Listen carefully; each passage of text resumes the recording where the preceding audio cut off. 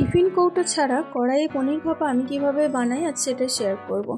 প্রথমে আমি 300 গ্রাম পনির নিয়ে কড়াইয়ে সর্ষের তেল দিয়ে পনিরগুলো নুন হলুদ মাখিয়ে ব্যাচ ওয়াইজ ভেজে নিলাম।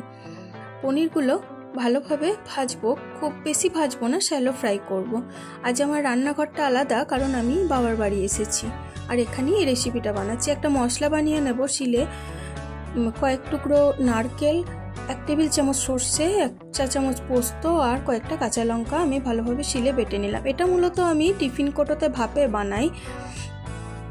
পরবর্তী কোনো ভিডিওতে এই রেসিপিটা টিফিন কৌটোয় ভাপে বানিয়ে তোমাদের সাথে শেয়ার করব। আর এই রেসিপিটা গরম গরম ভাতের সাথে খেতে জাস্ট অসাধারণ লাগে। আমি শিলে এই মশলাটা একটু লবণ দিয়ে ভালোভাবে বেটে নিলাম।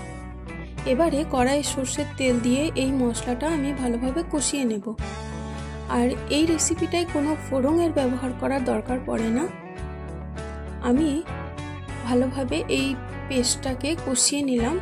ঢাকনা দিয়ে তেল ছাড়া অবধি ভালোভাবে এটাকে কষিয়ে নিতে হবে। আমি তেলের ব্যবহারটা একটু কমই করি, তোমরা চাইলে আর একটু তেল ব্যবহার করতে পারো। তারপরে ভাজা পনিরগুলোকে দিয়ে আবারও কষিয়ে নেব। এবারে গরম জল আমি দিয়ে দিলাম। জলটা একটু উষ্ণ গরম করে রেখেছিলাম, সেই জলটা আমি এর মধ্যে ব্যবহার করলাম। তারপরে ঢাকনা দিয়ে আবারও এটাকে ফুটতে দেব। হয়ে গেলে নুন মিষ্টিটা অ্যাডজাস্ট করে নিয়ে উপর থেকে ধনিয়া পাতা কুচি, কয়েকটা জেরা কাঁচা লঙ্কা এবং 1 টেবিল চামচ সর্ষের তেল দিয়ে পরিবেশন করে নিলাম। ভালো লাগলে লাইক এবং সাবস্ক্রাইব করার অনুরোধ রইল এবং গরম গরম ধোয়া ওঠা ভাতের সাথে একবার ট্রাই করারও অনুরোধ রইল।